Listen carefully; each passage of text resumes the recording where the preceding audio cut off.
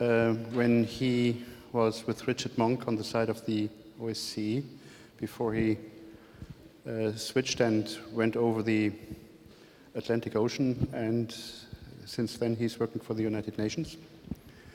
And there is a memory in a joint network of friends and colleagues who have brought this question of how to also discuss doctrine, guidance, strategy within and in assistance of the United Nations since that time. So I suggest this is a core part, and we have for this session 90 minutes, and it's named the doctrinal gap, which I conclude, therefore, there is not enough doctrine, otherwise we wouldn't talk about a gap. And so therefore, the first part certainly will be, how do we close that? And the second one is, from my perspective, and we might then get this into motion through discussion here with the floor, once we would have closed the doctrinal gap, how do we translate that into operational action? Through many things, including training, pre-deployment training, a chain of command, or the question of a chain of command, accountability, and many other things. But nothing of that goes without doctrine. So without further ado, you want to wake them up?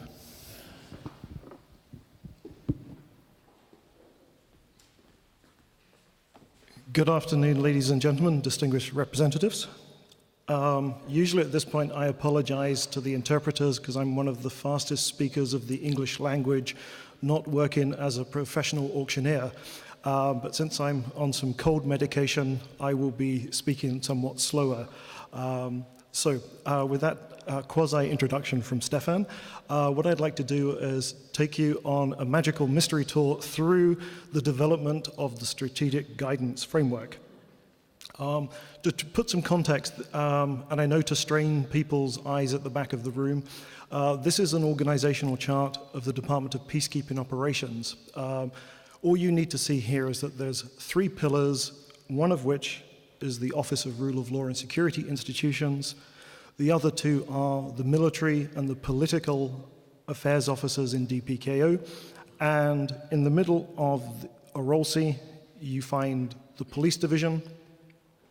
So when we say UN Police Division, it's the UN Police Division within the Department of Peacekeeping Operations. And that's crucial because that, in the past, has confined our operations to exactly that, peacekeeping operations. But as you will see, we have grown out of that very small footprint, and we are continuing to grow, now being a service agent for the whole of the UN system. So what is the police division? Well, this is the org chart. At the top of it, we have our UN Police Advisor, Commissioner Anne-Marie Orler, who you were introduced to and sitting at the front today. So this is a 2-star position, and if you follow me, if I have the cursor, yep. We have a 1-star Deputy Police Advisor, currently from Pakistan, and in New York, we have 3 sections. The first is the Mission Management section, which deals with the day-to-day work with the missions. We have a Selection and Recruitment section, which does exactly what it says. It's in charge of all of the recruitment, selection, and rotation of all of our UN police officers, both individuals and form police units. And then there's my somewhat euphemistically entitled Strategic Policy and Development section, which has the police planners, the policy team, and then a police development unit, which deals with themes ranging from transnational organized crime, gender mainstreaming, to curriculum development, and anything else that we can think of. So those 3 sections, the police advisor, the deputy police advisor, including admin support staff, are 64 people working in New York. As a part of the police division, but an operational team, which we call the stand-in police capacity, we have 41 persons based in Brindisi in southern Italy. in our stand-in police capacity, a rapid reaction team of police officers drawn from your countries who are ready to deploy essentially as the mission management out of a box for a new police component. But if we're not setting up new missions, they can be broken down into teams of experts to support existing missions in critical areas. So 41, 64, so a total headquarters component of 105 staff. And these are the challenges that we're faced with. So, as previous speakers have mentioned, there's been a huge growth in the demand for police in peacekeeping, but not only in numbers, but also in the complexity of tasks. Police peacekeepers are asked to do tasks which are not the equivalent of military peacekeepers. So, for example, military peacekeepers do not do defense sector reform. Yet, as you've heard, UN police are restructuring, rebuilding police institutions. And when we come to the question of police reform, this is where we can be a little bit interactive after lunch. If I could ask, have any of you been involved in a police reform program in your own country? If so, hands up. Okay. How many have led a police reform program in your country? Okay, that's still pretty good. How many of you have led a police reform program which was universally acclaimed as being successful? Okay, right. And I think, ladies and gentlemen, that's the issue. We know how difficult police reform is in our own country, in organizations that we've grown up in, where we speak the language, we understand the customs, the traditions, the heritage. Now, to do that in a foreign country would be difficult enough, but what we're asking police peacekeepers to do is to go and help colleagues where their systems have been destroyed by conflict, where the resources are not necessarily immediately available, and the time frame we've heard. For organizational change and reform, we need to measure in decades, yet mission mandates are measured in months, sometimes a year. So we have a lack of capability on hand. And then finally, if we looked at this, the question is, where's our doctrine? Where is the International Police Academy that we can send your staff officers to learn how to do this the international way? And as you may have guessed, no such place exists. There is no UN International Police Academy that we can send people to. And one of the reasons that there isn't an academy is because we don't have that body of knowledge which, if we look in the dictionary, the key word to describe it is doctrine. And sometimes people object to doctrine because they think it sounds too military. But doctrine is simply that which must be learnt. We haven't created it. But what I hope is we are pretty soon going to be in a position where within a few years we will be able to point to that body of knowledge and say, there it is.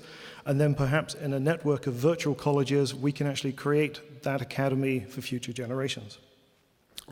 But as Stefan said, I only have 60 minutes to squeeze my 4-hour presentation into. I'll move on. You've seen many slides of growth. This shows the growth of UN police officers since the end of the Cold War. So as you see, 1989, 1990, less than 2,000 officers deployed. And ever since then, the numbers have been going steadily up. The dark blue represents the individual officers who have to be recruited individually. The light blue are what we call formed police units, the public order units, which are a company size of 140 to 160 officers sourced from a single country. As you can see, our numbers are pretty much 50-50 between deploying individual officers and formed police units.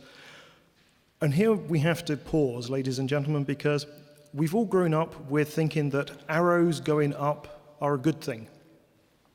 Colleagues in the police division sometimes proudly say, we're now 14,500, we're now 13,500, as though it's a good thing. And what we have to stop and think is, if we need more police officers overseas, it means the world is a more unstable and unsafe place. So this should be a cause of concern. Our task really should be, in that trite little expression, to make ourselves out of a job.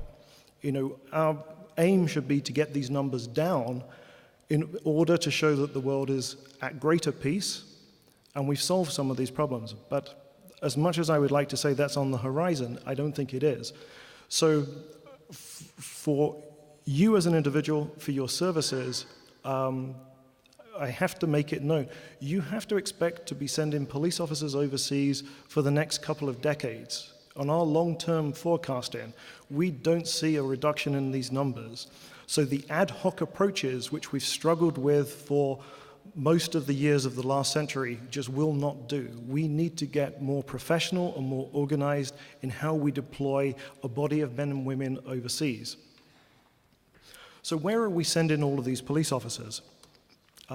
Here's a map which shows the missions which are run by DPKO. The blue boxes are Anglophone missions, the orange boxes are Francophone missions. For those of you sitting near the front who can read the text, it says the mission title, where it's located, and 2 figures. The first figure is the number of officers actually deployed, and in brackets, parentheses, you have the figure of officers which were authorized by the Security Council mandate. Where you see the blue helmets, this is where we have formed police units. So if I draw your attention to the bottom left-hand corner, the yellow box, so the mandates say almost 16,500 officers, and we have a little under 13,500 deployed. If we come along to Darfur, UNAMID, our mission that we share with the African Union, the original mandate asked for almost 6,500 officers for that mission alone. So when that mandate was passed, overnight, our policing numbers jumped 67% with the mandate of one mission. For those of you who are wide awake and had a double espresso for lunch, you will also notice that Kosovo is marked yellow. And that's to say we only have 8 police officers mandated to be there. We only have 6 on the ground. But what that doesn't represent are all the police peacekeepers who are there working for the European Union. As the presenter before lunch from the European CPCC mentioned, they're in Kosovo with, I guess, close to 1,200 officers deployed. I look for a nod of confirmation. So the numbers which I have here are just the UN police. So these are our traditional Department of Peacekeeping Operations missions, but we also give police to the Department of Political Affairs, a completely separate UN department. These missions not only being conducted in English and French, but also Portuguese in the West African country of Guinea-Bissau. These are smaller numbers of police officers, but numbers are growing. When we look at Libya, there's a potential, if the country requests more police, for that number to go up. As the coalition forces leave Iraq, again, another potential for the number to go up. So we're providing police not only to DPKO, DPA, and also any UN entity. But thanks to our colleagues at ZIF, at the back of the room, there's a very nice map. I don't know how many of you have availed yourself of it. And just so happens my next slide is this one. What this shows is how many peace operations there are in the world. Whilst the UN is the largest consumer of police, we don't have a monopoly on sending police. So when you look over the map, and if you grab one from the back, you can see it in much greater detail. It lists all of the regional and sub-regional organizations where they have police officers. And it shows you a better, more accurate picture, since we're all fishing in the same pond for police officers. So if we add up all of these missions, that figure of mandated 16.5 is more likely to be 20,000, 22,000, possibly even as high as 25,000 officers who need to be away from their communities, deployed in an expeditionary mission, maybe wearing a different colored beret, but doing essentially the same job as a UN police peacekeeper. The United Nations has 193 member states, but currently only 88, so that's less than half, give us any police. We can crunch the numbers, but I think the most telling is that 27 of those 88 give us 25 officers or less. So if you can imagine, the management of the police division of DPKO visit capitals, meet with your ministers, and what we need are thousands, or at least hundreds of officers from your countries if we are to fulfill our Security Council mandates. But in most cases, our requests for thousands, or at least hundreds, are met with an offer of a dozen, possibly 2 dozen. Speaking under sort of diplomatic license, I'd like to pick up on the figure that I think Mr. Titov mentioned. The 27 countries of the European Union, including 2 permanent members of the Security Council, give us around about 5% of our police officers. So, there's a great margin of improvement where we could get more officers from the European Union. And of course, as Commissioner Orla mentioned, we don't have a gender balance, we have a gender imbalance.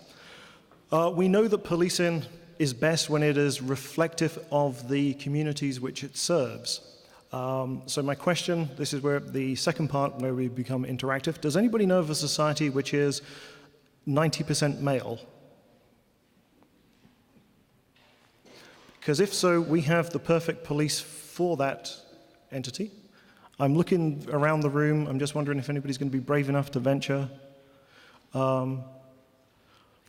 Last week in Buenos Aires, somebody was brave enough to suggest the Holy See, the Vatican City, but there's too many nuns, so not even the Vatican City is 90% male.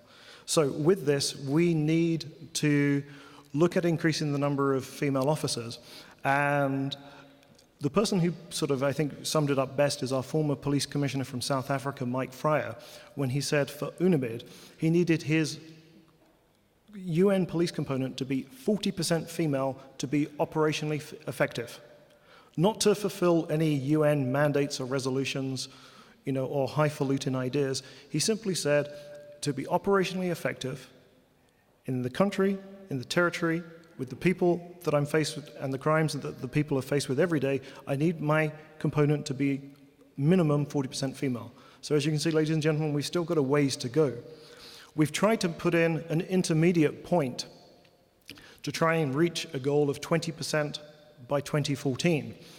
We've surveyed police services across the globe, and we saw that Sweden and South Africa are rivaling each other for the number of female police officers, but we found a medium point of around 20% is a target that we think almost every police service can join us in this effort to get to, which would be a dramatic rise. We've still got a year and a half to go, so with your support, if we can look at what are the invisible barriers which prevent equally qualified female police officers from being nominated and selected for positions, and also if we can retain those that are currently in service a little longer. So again, we are willing, but we can only do this with your support. So we got to get to the what question. In the good old bad days of last century, police peacekeeping was very passive. Police monitors were deployed only after the shooting had stopped. The mandates were passive, non-intrusive. There was no need to train people because all they were simply deployed to do was to say whether or not the host state police were good, okay, or bad. So this is the proverbial 4 men in a jeep scenario. But it still took time to find these 4 guys to go overseas because they had a day job. And it took between 6 to 9 to 12 months to find them. And when they arrived, they were simply charged with monitoring, observing, and reporting. As you can imagine, if you are a trained professional deployed overseas with the skills and experience and knowledge to help, and then you're prevented by the mandate, you're going to be pretty frustrated. But we have to bear in mind, what about the host state population? They thought, quite literally, a new sheriff had arrived in town and the UN police were there to protect them. But without badges, guns, or a mandate, UN police officers had to stand idly by while new and further atrocities were committed. So really, we had a lose-lose situation. In fact, a lose-lose-lose situation, since we were spending lots of money, time, and effort to deploy men and women overseas who could do something if they were given the equipment and the mandate, and the host state population no better protected. But what I'm happy to say is that the mandates have changed quite dramatically. We can define the new mandates thus in 3 groups. The first is interim policing and law enforcement, commonly referred to as executive policing, and this is where the UN police have policing mandates authorities, such as in Kosovo or Timor-Leste, as you heard earlier in the presentations, both in 1999, where the UN substituted for a lack of host state police services. So it wasn't just a lack of capability, there was just a lack of the service. So the void had to be filled, substituted. So our UN police officers were doing hands-on policing, meaning the hands-on the collars of criminals. But of course that begs the question, if we had this mandate only in Kosovo and Timor-Leste, what are our other missions doing? Mostly our missions are providing operational support to new or weak host state police services. In many cases, the most visible aspect of this is the use of the formed police unit operationally to make sure that the thin blue line of the rule of law is not broken. But the thing which I mentioned earlier in my remarks is that our police officers are being used to assist the host states in the reforming, restructuring, and rebuilding of their police institutions. So this goes way beyond a little bit of train and equip police training. So if we were to sum this up, we would say this is how our tasks have grown from 1960, the first mission, all the way through to today. And really, the only box which is of real interest is the one right at the top where I've written the word unforeseen. Because in the time that it's taken me to get to this position in the speech, no doubt somewhere UN police officers have been tasked new additional roles. It's growing that quickly. It's growing exponentially. We have to run to try and catch up with the development in tasks. But the question is, what is police peacekeeping and where does it begin and where does it end? So if you would forgive me for my poor graphics, we know in reality there are never straight lines. It's always blurry lines. But if we say conflict is 100 degrees and the intensity of the conflict has to reduce down to at least 70, around 70 degrees, for us to say that police officers can usefully be deployed into the theater of operations. At the other end, because there must be another end, our missions cannot go on and on and on and on with new tasks being found. There must be a point at the other end of the spectrum where the scarce resource of police peacekeepers must come to an end, and these tasks and duties are simply conducted by development programs, bilateral assistance, or another actor. So we have our 2 arcs where we're trying to define where police peacekeeping begins and ends. So probably we would need an operational police entity which could perhaps at the front end enforce laws, conduct operations, assist, observe, and report on operations. But also we must begin working on police development on day 1, not 5 years in or even 7 months into a mission. And these tasks are usually helping the host state rebuild, restructure, reform, to assist in the vetting, training, mentoring, and advising of the host state police. But the thing that we have to be most mindful of is from day 1, when we're looking at building capacity, it's all about local ownership because we are guests in a neighbor's country. So we need to make sure that we are building sustainability, not dependence, in the model that we build. So why do we need these models? Well, this is a snapshot of our missions, and this shows you how many countries contribute police to a UN police component. So if we look at the case of Haiti, that's 47 countries currently contributing police officers. If we look at Liberia, 36. If we look at Congo, 27. Darfur, 35. And of course, this is not one country, one way of policing, unless you're lucky enough to be from Norway, and I look to Odd Malmer here, because they have a national police service. just again to be interactive, can you put your hand up if you have a single national police service? Okay, that's about no more than a third. Okay, thank you. So for all the other countries, there isn't a single national way of policing. And I'll come back to that. I just wanted to say also with the tasks, these are our entry criteria to be a UN police officer, an individual police officer, based on age, years of experience, an ability to speak English or French, and with a valid license and able to drive, and if it's an armed mission, to be firearms proficient. And our former Undersecretary General, I think, summed up the capability challenge quite nicely when he said that our current capabilities are not always resourced or prepared to deliver on mandated tasks effectively. So really, I think we at headquarters and you in the capitals need to be looking to see what we can do to ensure that we are preparing the young men and women who are sent overseas for success, not failure. And this is where I think we have to stop and reflect, because there's a lot of training going on, but most of the people who are trained, we never see them in the field missions.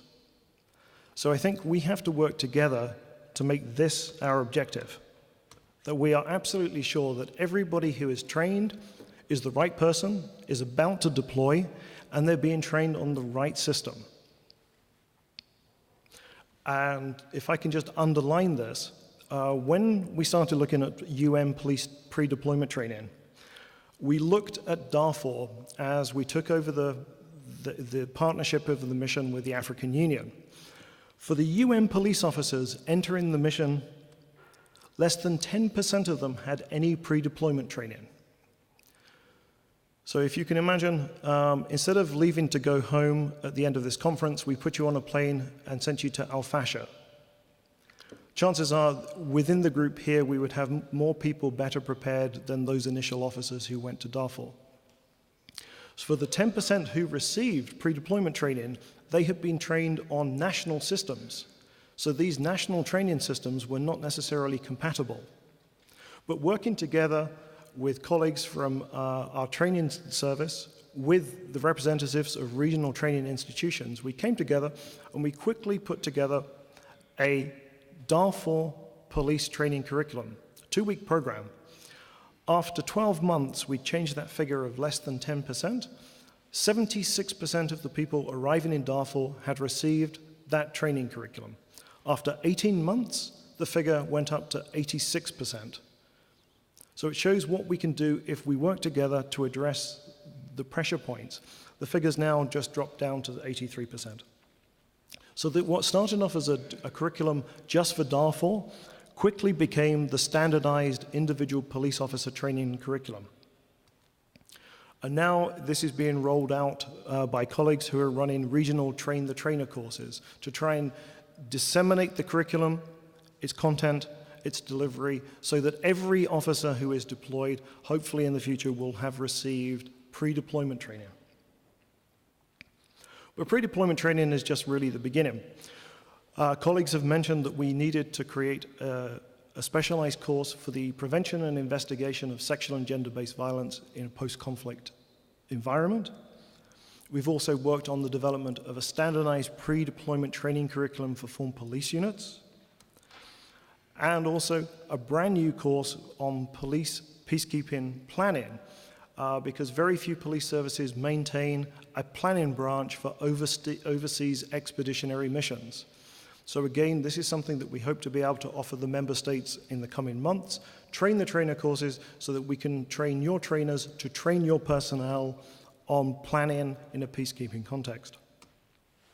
All of these resources we will make available through this website. I believe a copy of the presentation will be made available, or I can always send it to you. So you have this web address. If we've created it, it's freely available. We want you to use it. By all means, take our logo off and put your institution's logo on. Just use it. And then this brings me back to domestic policing. We need harmonized training because policing is different. Not necessarily better or worse, but different. only those people who put up their hands and said we have a national police service, do they police the same? In all of the other countries that were represented here in the room today, police similarly, but not exactly the same.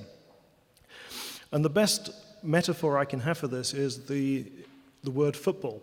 Football means different things to different people. In my adopted home of New York, if I were to organize a football match on Sunday, my American neighbors would turn up dressed like Italian gladiators with a rugby ball, ready to play a game which they call football. Who am I to tell them it's not football, that's gridiron?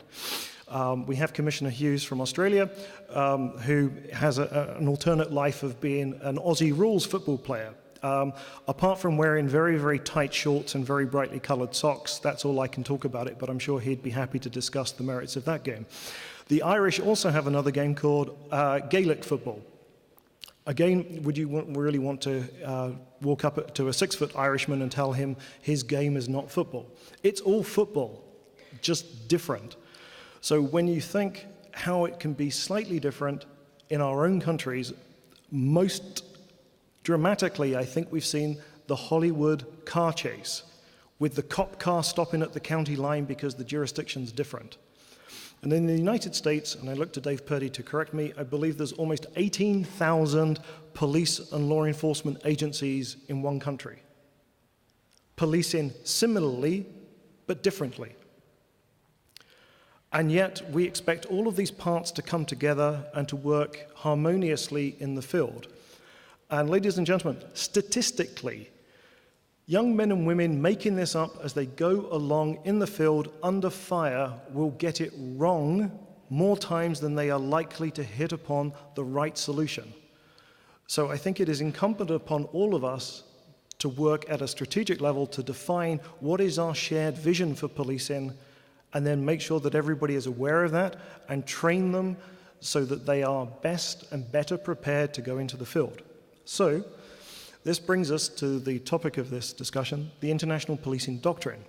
I'm somewhat annoyed that the word doctrine has been used so freely in this forum.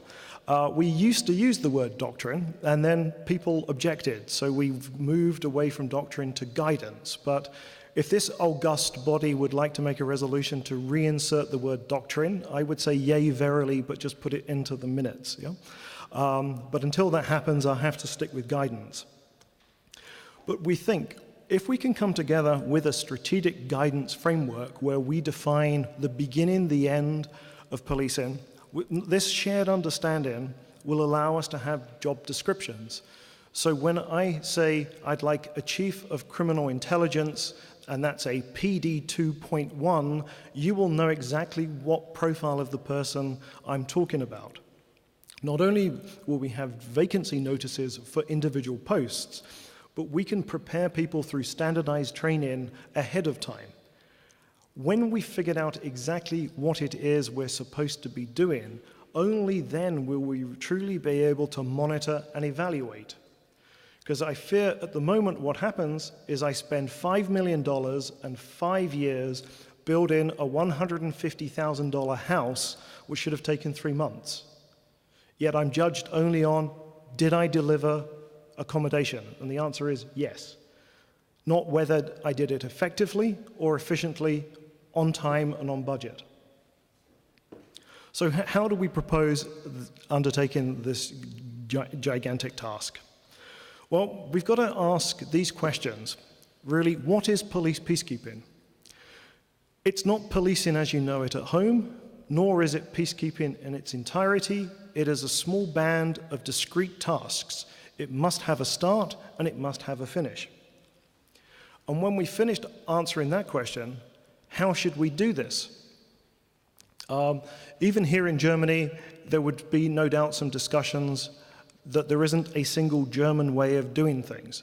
As much as Karl-Heinz Weidner would like us to take the Bundespolizei handbook and put the UN logo on it, I'm sure, Stefan Feller from Nord Rhine-Westphalen would say not necessarily, and if there's anybody from Bavaria in the room, I will take it upon myself to represent you and say that you would most probably have a different opinion just on the German approach.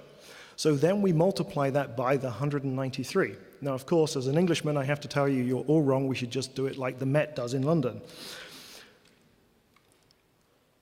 But once we've defined what, then how, and these are all questions which we should not shy away from because we must have these answered. And then finally, what we develop needs to be manageable in a training program, because if we develop a system which would require 5 years training at a cost of $1 million per officer for a 1-year deployment, it's not going to work. So we need to find what is the most training with the biggest bang for the buck so that we can get something which is effective in the environments which we will be working. And this requires a discussion outside of the blue fraternity of police officers. We need to talk to the directors of international policing. To my shame, I still don't know who are the directors of international policing in each of our countries. The only thing that makes me feel better is that I don't think anybody else does either. We also need to find who are the people in charge of the training centers which train police officers before they go overseas. The academia, the research centers, think tanks, we need to have a relationship with them. We also, as Assistant Director Ryan was talking about the role of UNDP with the development agencies, but also the bilaterals, the GTZs, the DFIDs, the USAID, AusAid, Swedish CEDA, Canadian CEDA. All of these agencies which do long-term development, we need to be working closely with them. And finally, we need to have a dialogue which reaches to the highest levels of government, because police commissioners will only be able to hire new staff and train them for international missions if they're given the mandate and the funding from a central government. And what we have to do is start to try and overcome the idea that international policing is something that is optional. One thing, if I can get everybody, you have to rethink your borders. Your borders, are no longer your first line of defense. They are your last line of defense in this modern, interconnected global world. If one country is unsafe, we are all unsafe. So developing the strategic guidance framework, we briefed all 193 member states, and they told us to change the word doctrine to guidance, which we did. In Chicago last year, we met in a room pretty much like this, and we met with some of the heads of police training and directors of international policing. And we agreed upon a plan where we will consult with you through a series of regional meetings. Our first meeting was in June in Samarang, Indonesia, where we had 16 countries from the Asia-Pacific region. We've most recently had our second meeting, which was in Buenos Aires, where we had 14 countries from the Caribbean and Latin America. Our next meeting is planned for March in Ukraine, where we're going to take the countries from Vancouver to Vladivostok, the long way round, to meet. And we still have at least 2 more regions, so if you would like to host a meeting in sub-Saharan Africa or South Asia through the Gulf to North Africa, please let me know. We would be delighted to work with you.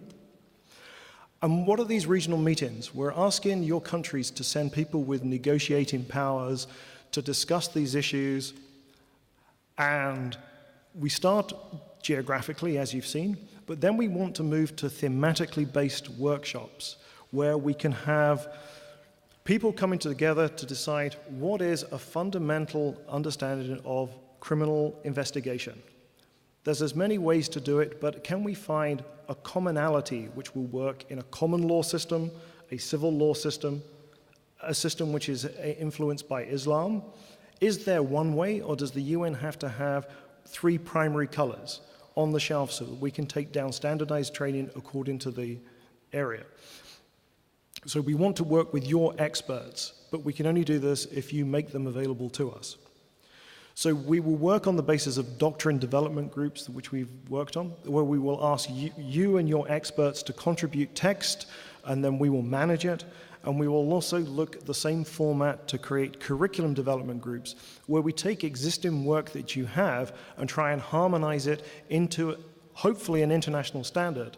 And if our colleagues from the African Union and the European Union, the OSCE, and the other regional and sub-regional organizations, If we can work on this together, we can really develop one international standard which would be applicable regardless of the color of the beret the police officer wears when he or she is deployed overseas.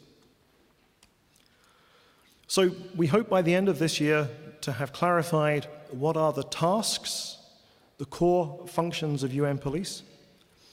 By the end of next year, to say how this should be done, the work of the thematic work groups. We will have then developed the core competencies, and we will have, ladies and gentlemen, for the very first time, established those international standards that I'm sure each and every one of you has referred to somewhat vaguely in your career, but when we actually go to find them, they're not there on the bookshelf. So at the end of this process, which I have to say, just taking a pause, to thank the government of Norway, both for its political and financial support. Without this, we would have not gotten this project off the ground. We're thankful for the countries which have hosted the regional meetings as well. And to say that we will be looking for both political, financial, and human support to move this project into its final phases. So with that, I thank you for your attention. I leave you with my business card. It's possibly one of the longest in the business. My email address has an A on the end of it, so it's Carpenter A or Carpentera. It sounds like a progressive rock band from the 70s like Pantera. Please don't send messages to carpenter@UN because Kathleen has retired and the messages are lost. For those of you who like social media, I've put my LinkedIn.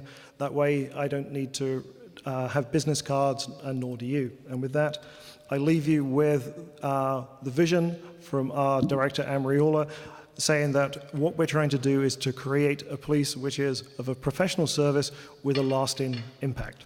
Thank you.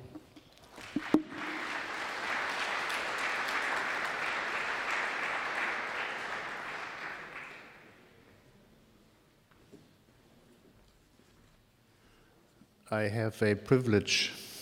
I can get up and move around, you not, at least as long as we are discussing, so I apologize for that, but it's keeping me focused. This is dense, this is comprehensive, and it's not the first time that I heard it, nor that I read it.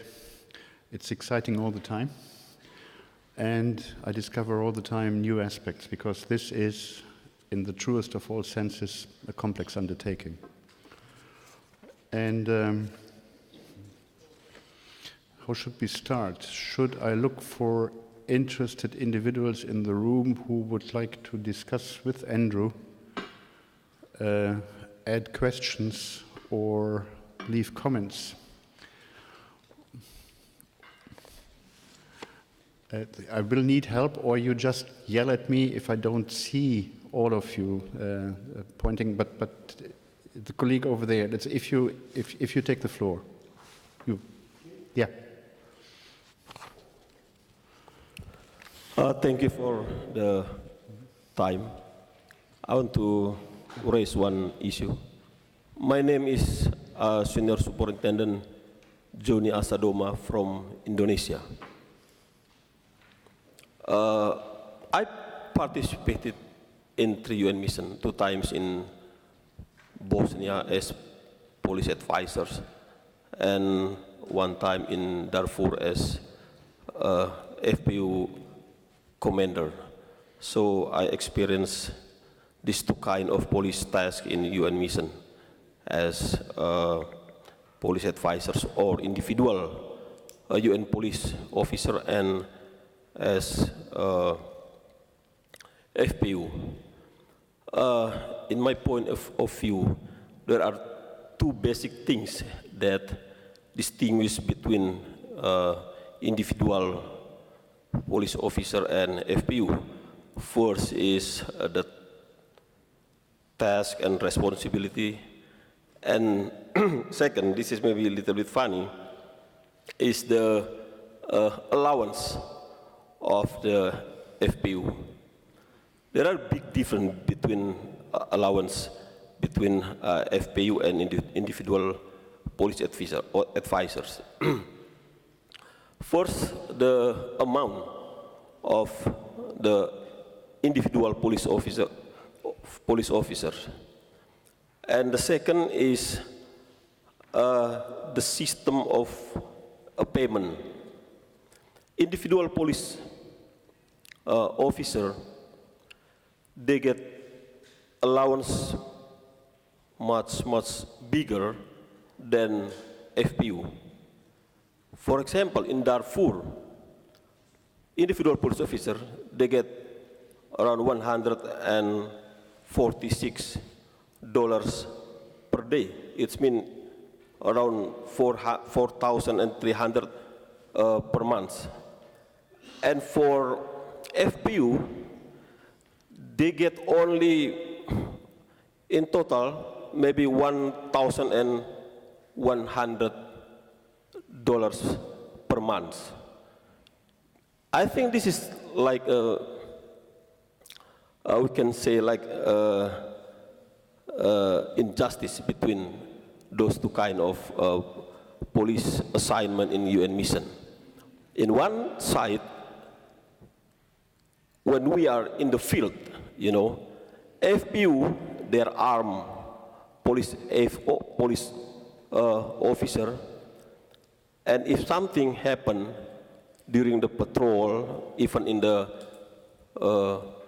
IDP camps or refugee camps or in the village, you know, the FPU, they are the first target of the rebel or of the opposition, because they have to protect, because they are armed, they have to protect the individual police, so they are the first target.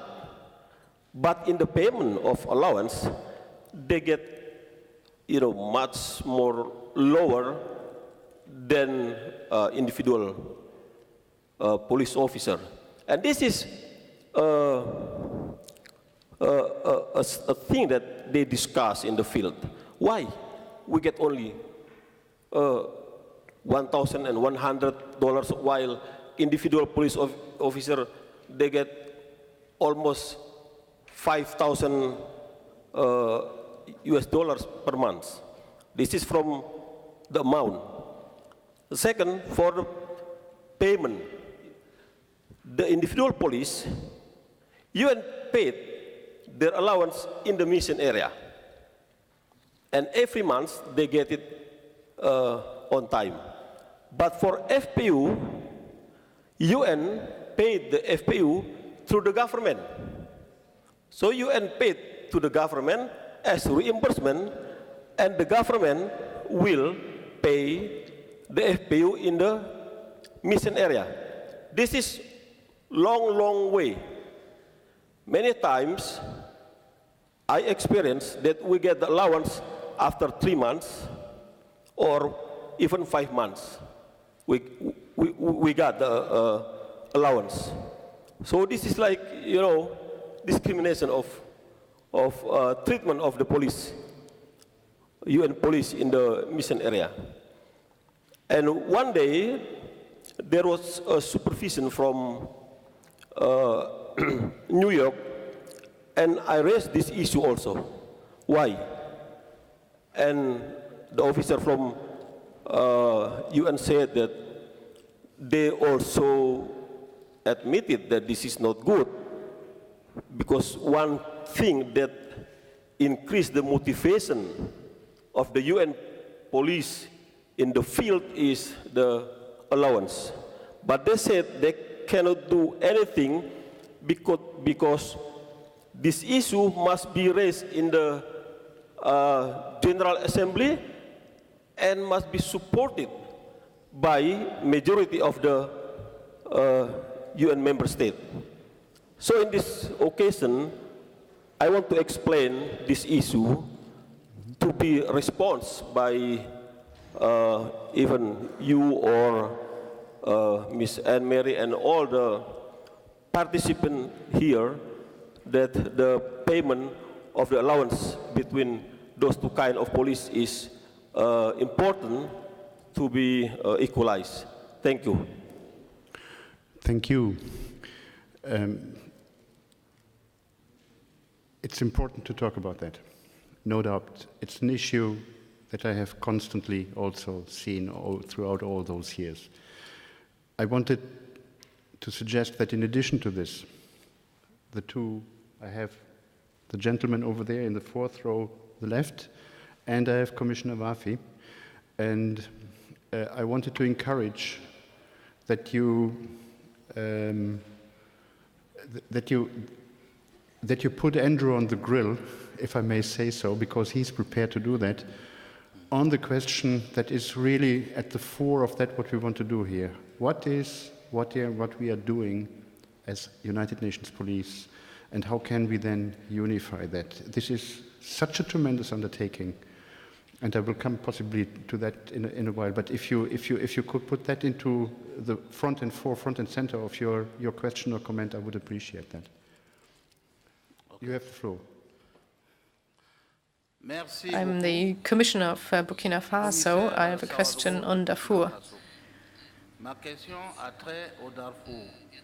I know that the Darfur mission is an unarmed mission, and the requirements for this, the job description for this mission was to be a mission without any executive powers. Do you believe that with the current situation in Darfur, one should not change this mandate for this mission?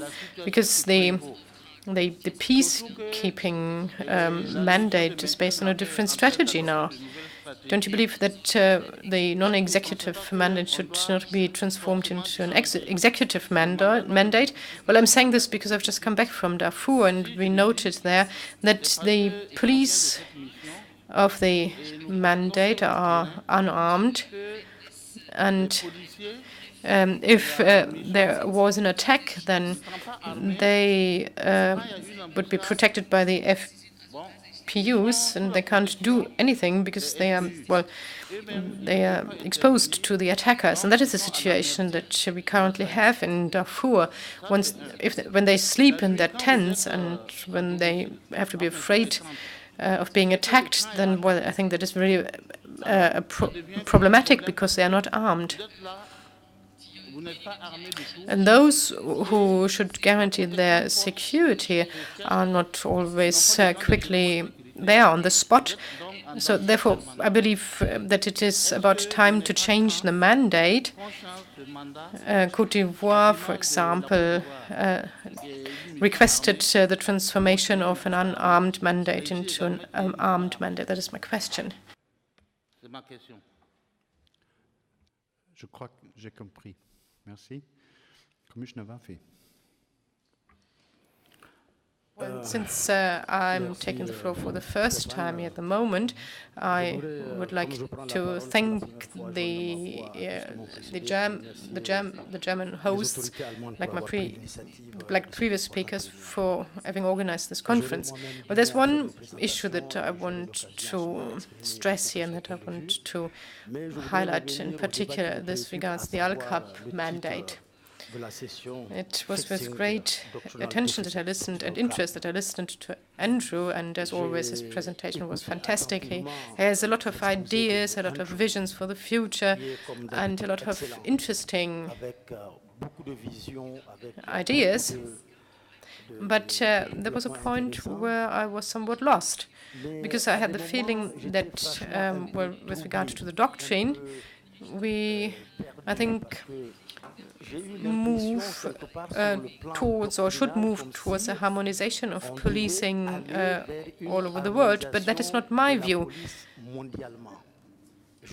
I have been working for a peace mission for the last 3 years, and my experience has been that no individual peace mission is similar to another one.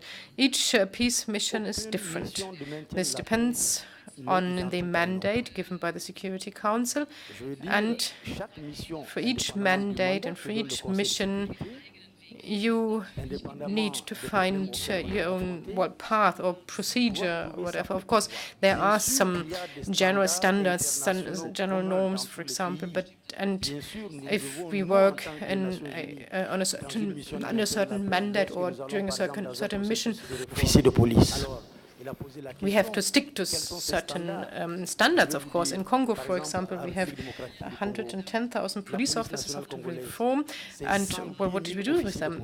Well, we created a monitoring committee for the police so that this, and this includes all the international observers, also the ones from the German embassy, but also those from the different international agencies, organizations like the GIZ, the German Development Agency, and so on. And all these people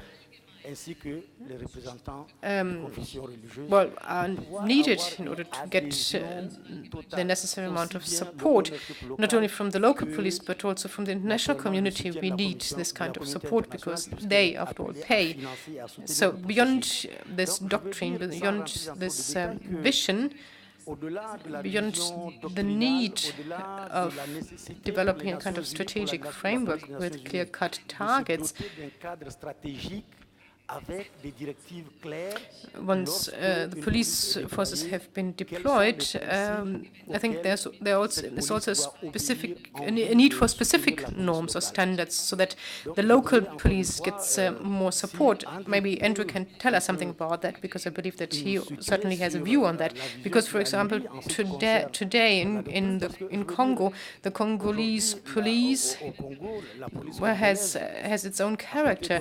The French police, they have their own character, and the German police again is different. They're not better, but they're different. And but with regard to the mandate concerning human rights, the governance, and all these different issues, I think there are standards that already exist in the world that you can find in the world and in democratic police forces. But I would like to hear from Andrew, apart from this doctrine, what his view is with regard to a mandate for a specific police mission.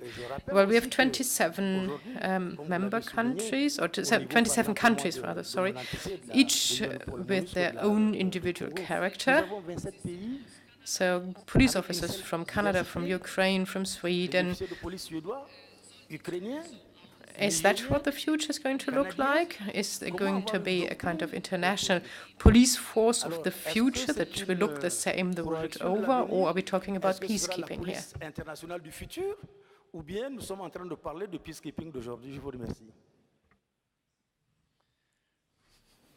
Can we close the round to give Andrew the chance to respond, if he wants?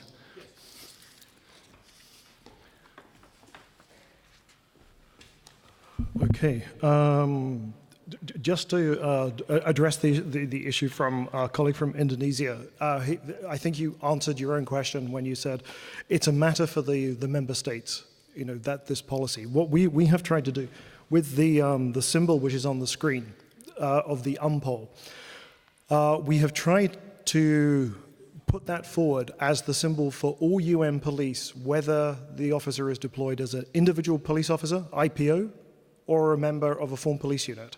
And to say there is no distinction, they're all UN police. But of course, the issue of reimbursements are a matter of the member states having to decide this. You're absolutely right to say there is a huge discrepancy between two officers potentially sent from the same country, one who is receiving, as you say, a per diem of about $100 a day MSA, and the other one who receives a daily allowance from the UN of $1.28. However, one thing must be borne in mind, that the requirements, the entry requirements for a formed police unit are far lower than those of the individual police officer. So those categories that I flashed on the screen, of requirements to be an individual police officer, those do not apply for formed police units. So again, arguments can be made one way and the other, but at the end of the day, it's a member state issue that, certainly way above my pay grade to deal with. On the issue of armed units in Darfur, I believe we've got a colleague from the Republic of South Africa here. If so, make yourself known. Thank you, right, because you can correct me on this. The South African contingent of the AU mission to Darfur was originally armed, and it wrote back to Pretoria and said, can we become disarmed because our 9mm pea shooters are making us targets? And the idea in Darfur, anybody who wants access to a long-barreled automatic weapon can get access to it. Pistols, on the other hand, were in incredibly short supply. They were an item of prestige, so therefore, police officers who were armed with a 9mm pistol were likely not to be carjacked, but to be gunjacked. They would become a target specifically because they were carrying an object of desire on their hip. And again, quoting from the book of Mike Fryer, he said, a 9mm pistol's not going to do you much good when the other guy's got a 7.62 Kalashnikov. So on this issue, I think of armaments. Also, in many cultures, if your opponent is armed, they are a legitimate target. If they're unarmed, they are unworthy of engaging in combat. So again, you are safer by not carrying a pistol. But I just want to also thread out that the mandate and arms don't necessarily go together. So for example, in Haiti, we don't have executive mandates. It's the Haitian National Police who police. For personal security, individual officers are armed. The same is true for Côte d'Ivoire. Again, no executive mandate. So the executive mandate, for instance, I'm not sure that it's too likely, but if we say New Zealand, a country where the police are routinely unarmed, if the UN had an executive mission there with full policing powers, its officers would not necessarily need to be armed.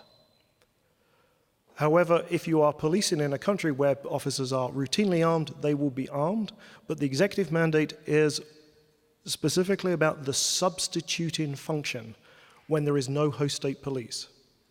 Okay, so I just wanted to clarify that. And then going to Commissioner Waffe's point, good question. I think the way that we have to look at it is what I call paramedic policing. And we have to be clear, when we're looking at assistance to host states, what is the ideal? The ideal would be almost like your consultant doctor, if you will allow me the medical analogy. Sit down, we know you, we know the family history, and we're going to talk to you about your condition, and we will then carefully put together a regime of treatment and aftercare for you. Now, that would be great if we could collectively afford to do that. But I think when it comes to police peacekeeping, we are much more like paramedics. We are there just to stabilize the patient, to assist, to go from the scene of the crime or the scene of the accident, to stabilize the patient and get them to the doors of the hospital where they will get long-term specialized care and recovery. And I think this is one of the issues which we are wrestling with is what is police peacekeeping? If we had all the resources, I think we could do the full spectrum of tasks. But given austerity, the recession, when we shrink the focus of police peacekeeping, we're always going to go closer towards conflict. Because that hard-end police peacekeeping, no one else does it. On the development end, there are alternative sources of assistance, whether it be other UN agencies, such as UNODC, or bilateral programs, aid agencies. So what I would say is that if we can afford it, in our police paramedic van, I would like every single blood group. You all have your own preferred blood group. But in terms of economies of scale, exigencies of service, blood group O will do. It's not your preferred blood, but it will stabilize you from the accident to the doors of the hospital. So I think with this, we have a very, very small headquarters staff, 104 persons, backstopping somewhere between 12 and 15,000 people. Rotating. So I'm not going to be able to really do, as we would say in the UK, bespoke tailoring, where it's tailored exactly to the individual, to the country. Now, maybe that's what's needed, but what we need is much more the pret-a-porter, ready to wear. Or if any of you have done your military service, small, medium, large. Yep. Just a very crude distinction. So that we provide standardized approaches to policing, which we can train on in advance, which are valid everywhere on our planet. And two things from this. One, it would give us a consistency of service that we deliver. So a host state would know exactly what UN policing will deliver and whether that's appropriate for the needs of the country. The other thing is that we will build, I would say, buildings with flat roofs, which can be customized later. But to begin with, there will be strong foundations, flat roofs, which again will allow the police institution to be functional, not necessarily efficient, not necessarily effective to begin with, but we would then hope for effectiveness followed by greater efficiencies in the future. And if we have those proverbial flat roofs, the host state can then look to customize it, as Commissioner Wafi said, according to its own needs and traditions. But the idea that we would be able to have a painter's palette of all these various colors, I think where we're trying to get to is what might be described as the typologies of policing, or staying with my color metaphor, what are the primary colors of policing? From these three strands, we can give you the main color, and then the country can customize it later, or we can blend them together. But I think at the moment, we're thinking very much like paramedic policing, that if we stabilize and not to do too much customization early on so that it has to be ripped up and redone at a later stage. I think what we will find is, as Commissioner Wafi said, his core tasks are essentially the same as the missions which are contiguous, different contexts. And again, if we learn lessons from our military counterparts, they don't reinvent the wheel every time they do a military operation. Their functions may be different from ours, but their forms are based on the projection of a body of men and women which need to be self-sustained in a non-permissive environment.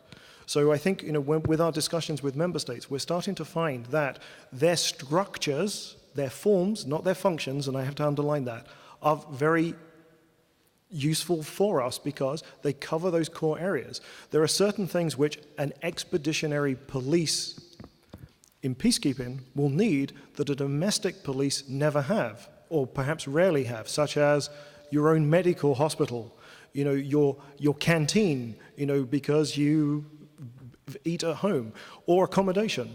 I think a majority of police officers hopefully sleep in their own beds at night. But in a mission context, we need to have someone who's going to organize, maybe barracks and camps and things like that. So, and everything that I would say is very much rooted in the discussions that we have with the police commissioners from the field. We are well and truly trying to make their lives easier.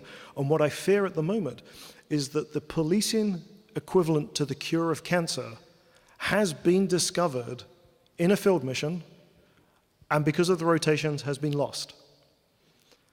And for the host state counterparts, Commissioner Wafi went through a list of countries. Each one of those officers will come wanting to profess that his or her policing tradition is the best in the world. I think he said 27 countries. Okay, imagine the poor Congolese counterpart. Today I have a Japanese officer who tells me about the Koban policing. In 6 months' time, my mentor will be a Hungarian border guard. Another 6 months, I saw two gentlemen from the Argentine gendarmerie. They will come along. Okay? All credible, valid forms of policing, but different. So this is where we have to perhaps put our pride in our pockets and say, can we come together to create what is essentially the FIFA World Cup handbook for international policing? It doesn't stop you policing the way you want to at home, but it brings greater harmonization so that advance means 2 steps forwards for a formed police unit. It doesn't mean run halfway down the street. So we get a consistency in operations, but also for our host state counterparts, they have an understanding of what they should be receiving from us. Okay? If that's halfway towards an answer, Commissioner Wafi, I'd be happy. Yep. I see the Deputy Minister from Liberia also wanting to take the floor, and I will step over my moderator's role, since we are only the two of us, after that as well, because let me do that before. Let me try a simplification. Yes, in all societies I have had the privilege to visit, police is different. Not only North Rhine-Westphalia, Bavaria, Hamburg, and the federal police, it's everywhere. And I think at the end, that's normal, that's explainable, that's good, because the police is reflecting a function of that very society. So if the setup, the cultural understanding, the history, the fundamentals of that society are different, then the police will be different as well. And when I have been in that situation that I had to form a police from 54 different nations, there were quickly some fundamentals you could identify. There is a security function, there is an order function, and you can get people from different policing cultures together and to execute them relatively similar, and they tick together, they speak the same language, they see their buddies coming from the same system. That works. Let me come to the mandates, because it's starting there. The mandate defines what the police is trying to, what is expected to do. And I speak now, for example, for the Security Council Resolution 1244, mandating to establish an interim police and to establish an indigenous Kosovo police service. Nothing more was written in there, only that. And there was no specification, there was no framework, there was an expectation, make it, do it. And whenever we produced a success, there was more that was demanded from us, and so we moved up. Without any blueprint, we moved up. And all of a sudden, we were expected to fight serious and organized crime. So try to do that without a framework. And try to do, let me say as an example, hard-wired undercover work in order to get COVID evidence that you can produce in a court proceeding with tactical approaches that are completely different. Where there is no joint training, there is nothing. You set your officers at risk. Or you don't do the task, or you unify, or you harmonize. So in a mission, that's happening. If it's not happening, it's backfiring on the mandate. So you are in a cycle where if you do not have this harmonization, where everybody is trying to do its best or one's best in order to fulfill the mandate, there where it does not happen, it will lead to the recognition it doesn't work. So from that perspective, I sometimes would understand that a harmonization effort of a strategic guidance framework is trying also to select those things that we can do and to try to protect us a little bit from that where we would have difficulties to do. In a complex environment where the world is not a linear place and where there will be expectations, but if we don't do it, we just stay where we are. We try to do it all the time the same. We reinvent wheels. Sometimes we fail, sometimes we succeed. But that's something where I do find it very convincing to try to find a way that these resources are better and more effective used by having something which is also making it similar. That doesn't mean that we create a world police. That would never work anyway. Can I hand over to you? And bear with us, we are 2 minutes over the expected time, but this is an exciting discussion. Andrew, thanks very much. I'm really moved by a number of things that you've said here to us today. I think that If we can do all of those things that you've spoken to, if we can answer all of those questions, we will be on our way to creating a standard for what policing should be. I'm only concerned about how we reduce the vulnerability to the paramedic police that doctrine is producing. And let me give you an example to clarify. We had a situation in Monrovia. A government decided to give students some vacation job. At the end of the vacation job, someone came up with a decision that we should open centers where we would direct students to, and then we'll pay them physical cash. Well, it didn't work too well. The system broke down, and the students went into the street. There were the paramedic police officers. No arm, not even a baton. How do they control the crowd? They were practically running away from the kids in the street. That level of vulnerability that we expose the police officers to. Police officers that are supposed to be the coercive instrument of the state. How do we reduce that vulnerability? If we took into consideration all of these good practices that you outlined to us. I would like to give the last person the possibility. Ott Berner Malmer, I accepted his raising his finger, so I'm committed, but I would ask us to limit it there, because otherwise we won't have a coffee break. Thanks. Thank you, Stefan. I shall be very brief. And first of all, thanks to Andrew for an inspiring presentation. In your doctrine project, you are also arranging regional conferences. You have run 2, I believe, in Indonesia and Argentina. Could you give a short feedback of the discussion at these regional conferences? Is that inspiring for you concerning the end of your projects? Thank you. Okay, if I would begin with the distinguished representative from Liberia. No, absolutely. This is something which I think is rarely understood outside of the UN building, that our budgets for our UN police only pay for the police officer to be deployed.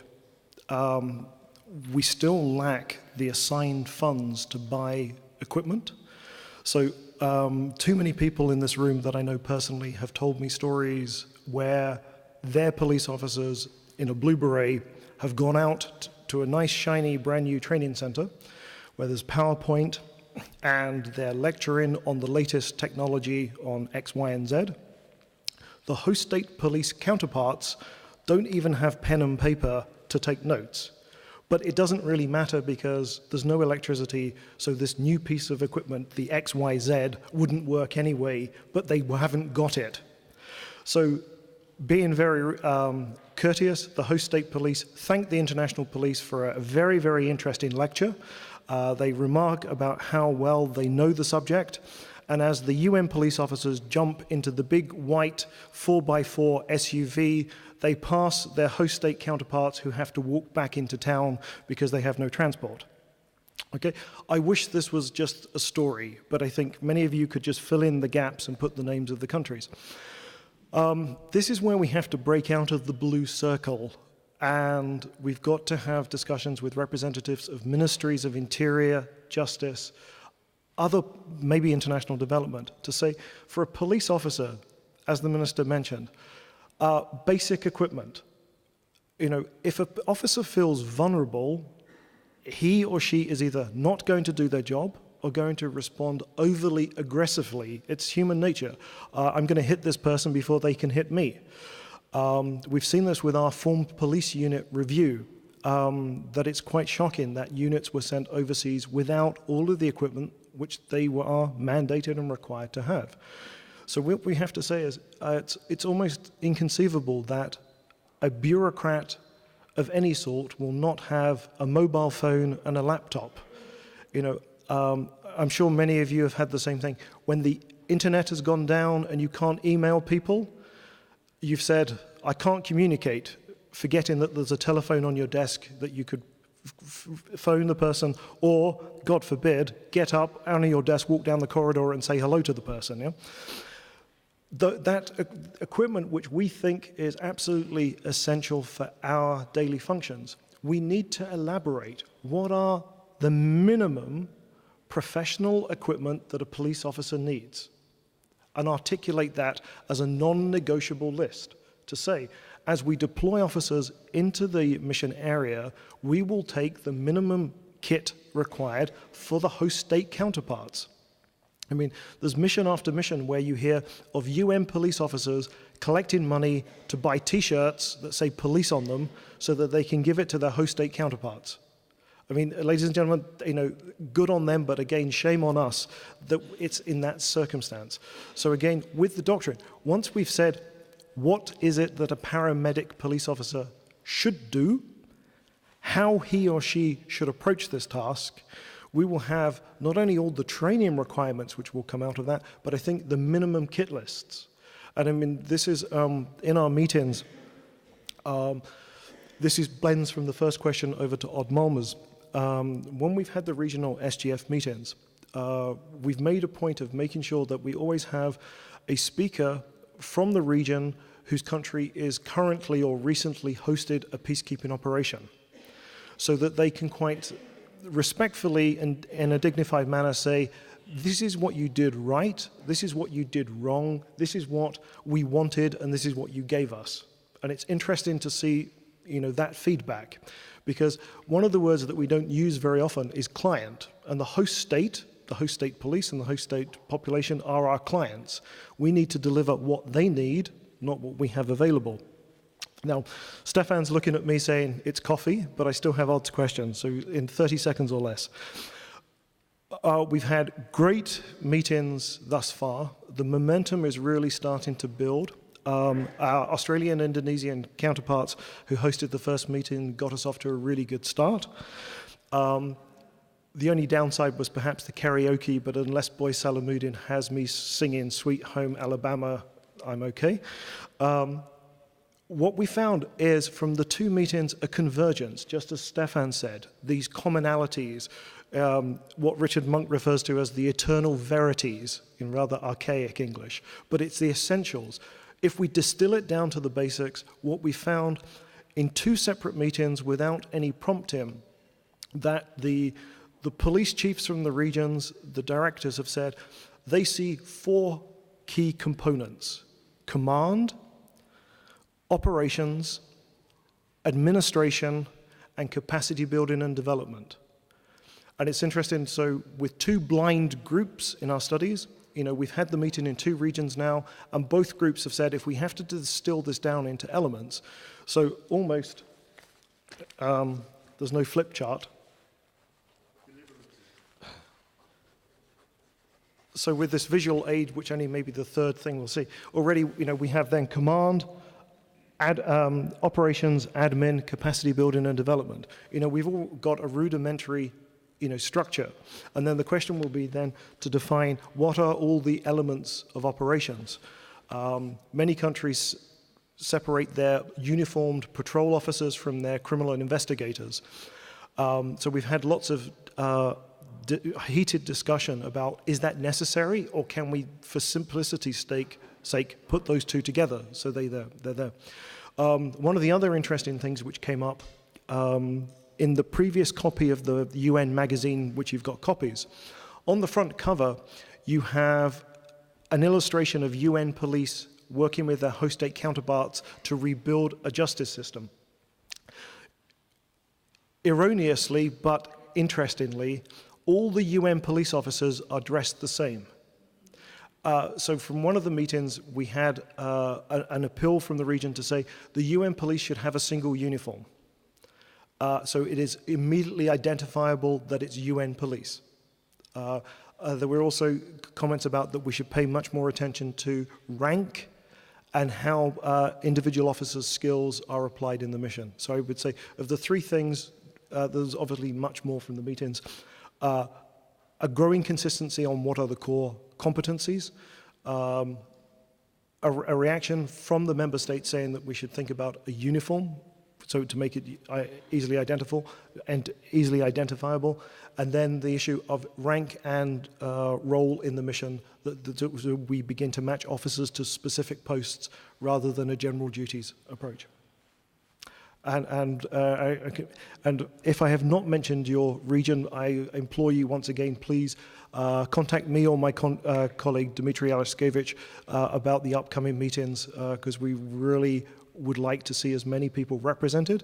You know, our product will be all the richer from the more input we get from different services and countries. Thank you. Summer will understand me. Hvala lijepo. Thank you very much. Sometimes I have this reflex to speak those few words.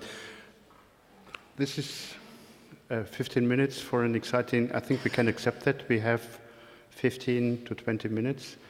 I wanted to suggest that one question has been taken forward throughout the following sessions, and I would kind of hope or suggest that this could be also something where we find some answers in the last panel, in the second panel tomorrow, the way ahead. And that's related to the question that what Andrew has described is a multi-annual, highly complex undertaking where the concept of ownership between member states and the United Nations Secretariat requires to set up regional meetings on thematic topics through several years, where there needs also to be an acknowledgement for, likely if you come into the same region again, you won't have the same interlocutors, so you restart it again. So is there anything with which an undertaking on such a global scale can be supported in order to keep that actual without running into the risk that we redo it again, because we are constantly talking to different people. I'm talking about the organizational memory and such a kind of a supporting it. I'm not there offering answers. We are in this open-ended discussion, but I find this an important issue where we need to further discuss. Thank you very much, and enjoy your coffee.